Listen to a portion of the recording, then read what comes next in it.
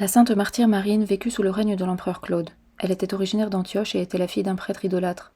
Elle perdit sa mère à l'âge de 12 ans et fut élevée à la campagne par une nourrice. Ses contacts avec les chrétiens des environs la conduisirent à se convertir à la vraie foi. Dès l'âge de 15 ans, elle brûla du désir de verser son sang en sacrifice pour le Christ. Elle proclama fièrement sa foi et critiqua les idoles, provoquant la colère de son père. Le préfet Olymbrios, charmé par sa beauté, voulut la prendre pour épouse. Mais face à son refus et la confession de sa foi, il la soumit à d'effrayants supplices. Marie demeura inébranlable face aux supplications du préfet. Elle déclara que toute beauté charnelle flétrit, tandis que les tourments endurés au nom du Christ embellissent l'âme et la préparent à des noces éternelles. En prison, Marine fut soumise à l'attaque d'un démon qui avait pris la forme d'un monstrueux dragon, qu'elle parvint à vaincre grâce à la force de sa foi. Une colombe apparut alors dans le cachot, soudain baignée de lumière divine, et la consola en lui annonçant le couronnement du martyr.